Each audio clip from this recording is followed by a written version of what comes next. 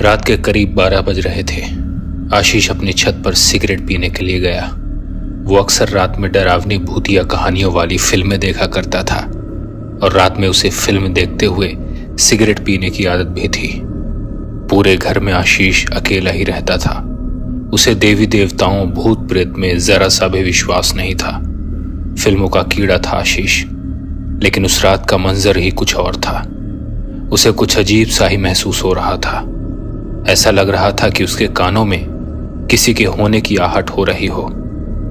पानी के बूंदों की आवाजें, दरवाजा खुलने की आवाज, लेकिन उतना अधिक क्लियर आवाजें नहीं आ रही थी कि वो कंफर्म हो जाए कि सच में कोई है उसके घर में। अपने टीवी के रिमोट से फिल्म को रोककर आशीष सीढ़ियां चढ़कर छत पर आ गया।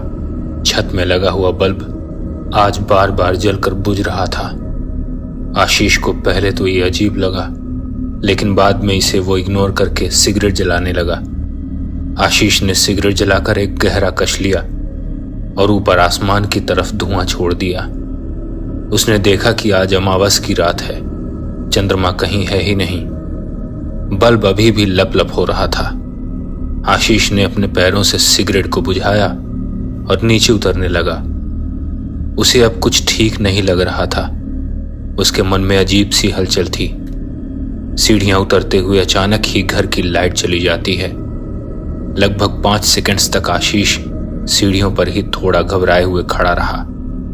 फिर अचानक से टीवी के चलने की आवाज आने लगी, जबकि लाइट तो अभी तक आई ही नहीं थी। आशीष अब ज्यादा डर चुका था। वो सोचने पर मजबूर हो गया कि ये सब क्या हो रहा है। कौन है आखिर उसके घर में उसके अलावा। आशीष अब धीरे धीरे कदम डगमगाते हुए टीवी वाले रूम की तरफ बढ़ा। कुछ ही कदम बचे हुए थे कि टीवी फिर बंद हो गई और लाइट आ गई। वो अंदर जाकर देखता है कि टीवी तो बंद है, फिर बिना लाइट के अभी चल कैसे रही है, और अब बंद भी हो गई। ये सब कुछ देखकर आशीष घबरा जाता है। चारों तरफ सन्नाटा कि तभी छत का बल्ब भी फूट जाता है। बड़ी जोर से बल्ब के फूटने की आवाज आती है।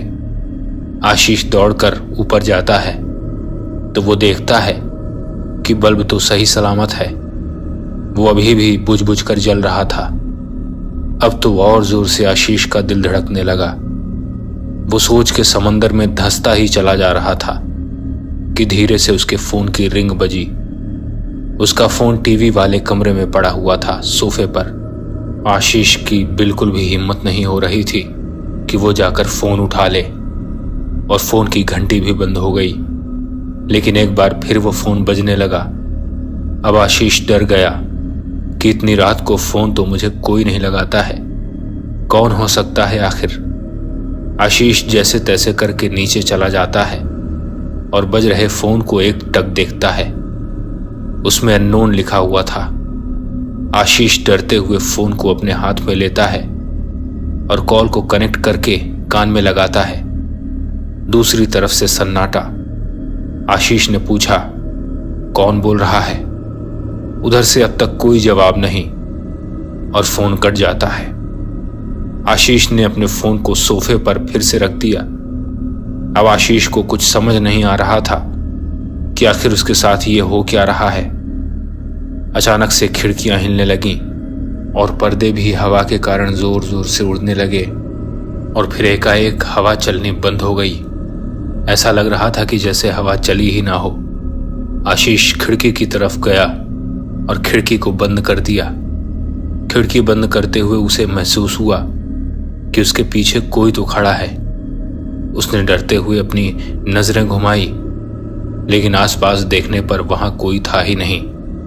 एक अजीब सी मायूसी और डर का माहौल आशीष के मन में बना हुआ था। वो परेशान और बहुत डरा हुआ था। उसने जोर से सांस भरी और धीरे से छोड़ने लगा। जैसे ही उसने सांस छोड़ी, फोन फिर बजने लगा, लेकिन इस बार फोन की रिंग बदल चुकी थी। रिंग बिल्कुल वैसी थी जैसी टीवी में चल रही डरावनी फिल्म में बजी थी। अब फिर से आशीष की धड़कनें बढ़ चुकी थीं। उसे समझ नहीं आ रहा था कि वो फोन उठाए या नहीं, या फोन को स्विच ऑफ कर दे।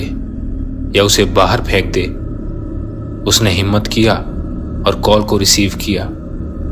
उधर फोन में फिर से सन्नाटा, लेकिन फिर धीरे से एक आवाज आती है, किसी लड़की के रोने की।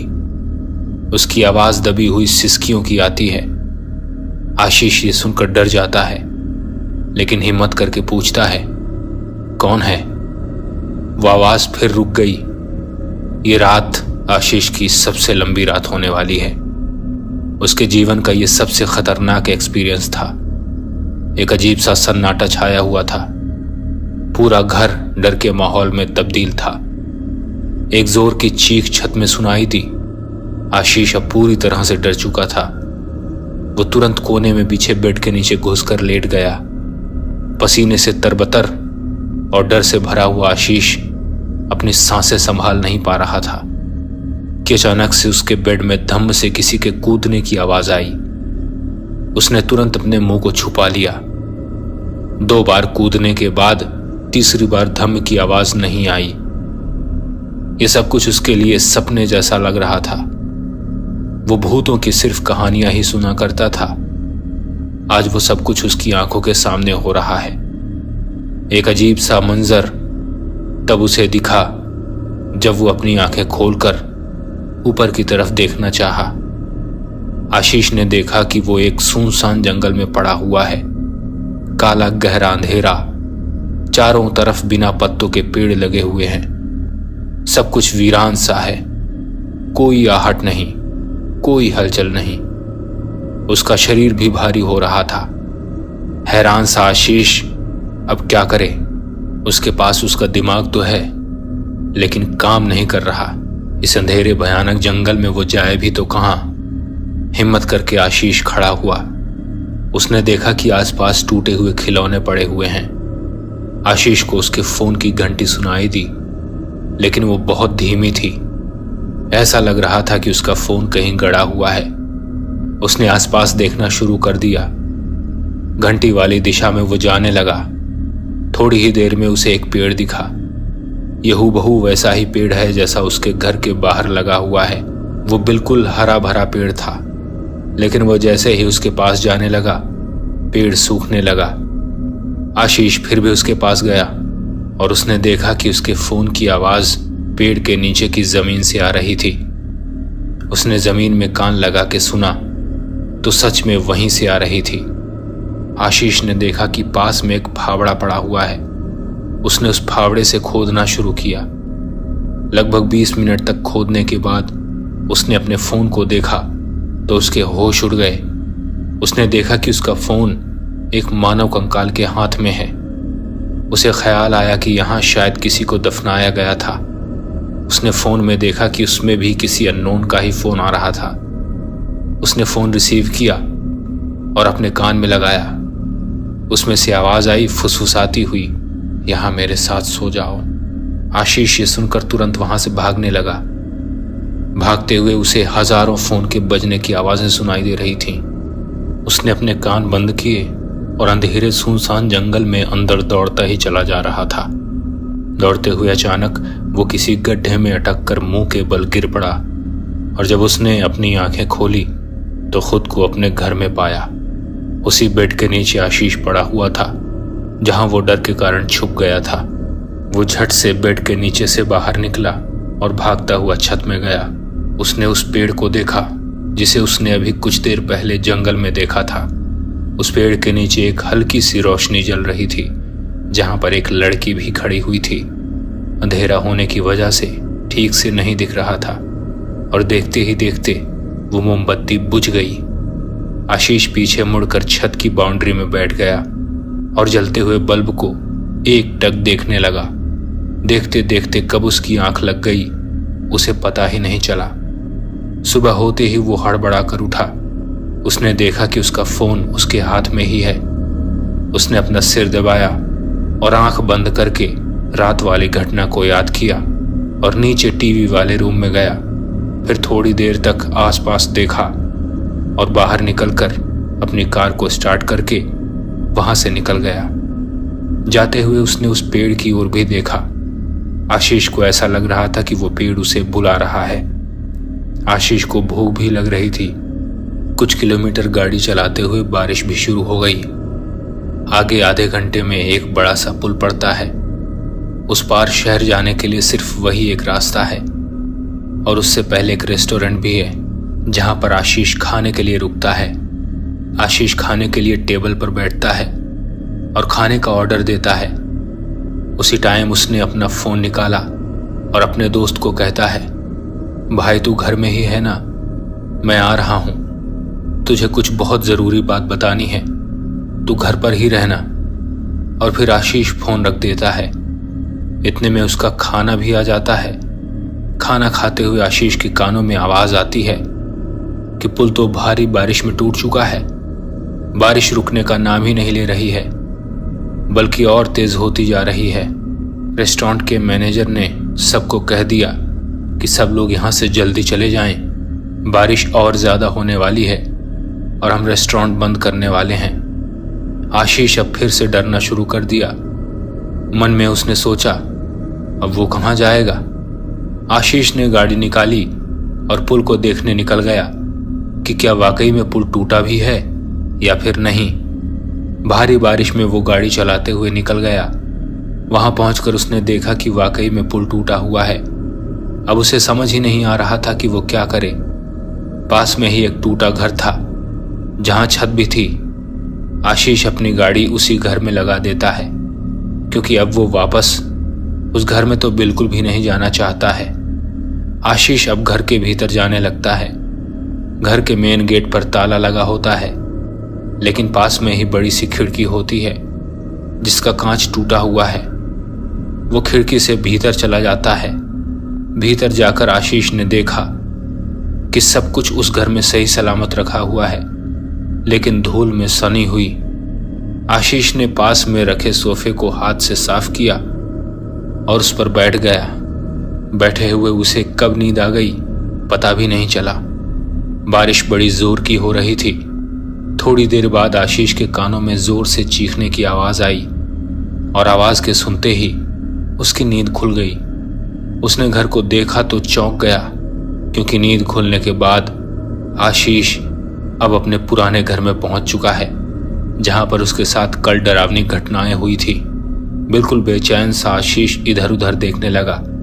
उसे बिल्कुल समझ नहीं आ रहा था कि उसके साथ आखिर ये सब कैसे हो रहा है और क्यों। उसने तो ये सब कुछ सिर्फ फिल्मों में देखा था।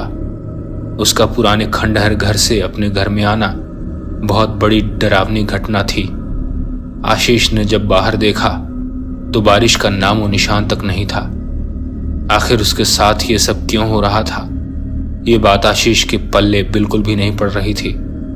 उसने देखा कि खिड़कियों से हवा का एक झोंका आया और फिर चला भी गया। एकदम सन्नाटा। उस बाहर वाले पेड़ के पास भी आशीष को कुछ नहीं दिख रहा था। रात होने को थी। आज का दिन इतना जल्दी ढला कि ऐसा पहले कभी नहीं हुआ। एकाएक आशीष के सामने रखी हुई टीवी आवाज करने लगी। उसमें अजीब सी सरसराहट थी। फिर टीवी में ही एक रोने की आवाज सुनाई दी। वो आवाज बिल्कुल स्पष्ट और साफ थी। उसमें बिल्कुल वही आवाज थी जो आशीष के फोन में रोने की आवाज आई थी। फिर वो टीवी अपने आप बंद हो जाती है और वो हूबहू रोने की आवाज आशीष के घर के दूसरे कमरे से आने लगी। सिसकियां भरी उस आवाज में अपार दर्द था और साथ में वो आवाज बड़ी डरावनी भी थी। आशीष के हाथ पैर कांपने लगे। वो आवाज की दिशा में जाने लगा। उसने देखा कि एक लड़की उस वाले कमरे में बेड में दूसरी तरफ मुंह करके बैठी हुई है। वो रुककर एक बार और रोने लगी। उसका मुंह खिड़की की तरफ था जहां से वो पेड़ को भी देख सकती थी। फिर कमरे में एकदम सन्नाटा। आशीष की धड़कनें बढ़ चुकी थीं। उसने आशीष को बिना देखे अपना हाथ उठाया और पेड़ की तरफ इशारा किया। आशीष ने अपनी गर्दन उस पेड़ की तरफ घुमाई। वहां वही लड़की खड़ी थी जो यहां बिस्तर पर बैठी हुई है। फिर आशीष ने वापस बेड में देखा तो यहां से वो लड़की गायब हो चुकी थी। कमरे की एक दीवार पर खून से लिखा हुआ था, मेरे साथ मेरी कब्र में सो जाओ या फिर मर जाओ। आशीष ये सब देखकर वहां से भागने लगा। जैसे ही वो अपने पैर चौखट के बाहर निकला उसका पैर जाम हो गया। वो कोशिश करने लगा वहां से निकलने की, फिर भी वो निकल नहीं पा रहा था। फिर आशीष की नजर पेड़ के नीचे खड़ी लड़की पर गई। उस लड़की के मुंह में कोई भाव नहीं थे, लेकिन उसके हाथ में जो डॉल थी वो बहुत गुस्से में थी। उस लड़की ने उस डॉल को अपने हाथ से छोड़ दिया। फिर वो डॉल चलते हुए आशीष के पास आने लगी। वो डर चुका था, उसे लग रहा था कि कोई उसे नहीं बचा सकता है। वो डॉल चलते चलते रुक गई और अपना हाथ उठाकर उसे गुड बाय बोला और हंसने लगी, और फिर वापस जाने लगी और जाकर उस लड़की के बगल में खड़ी हो गई। आशीष वहां से निकलने में कामयाब रहा। उसकी कार आसपास कहीं नहीं दिख रही थी।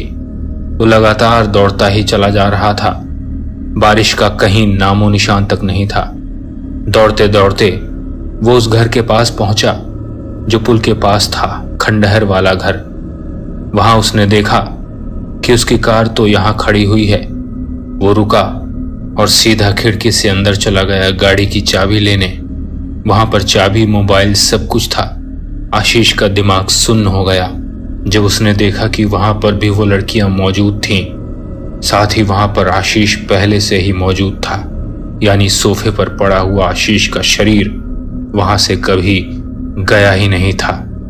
जो अभी भाग कर आया था वो आशीष नहीं था, वो थी आशीष की आत्मा।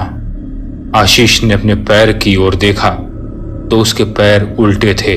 वो समझ चुका था कि वो अब मर चुका है।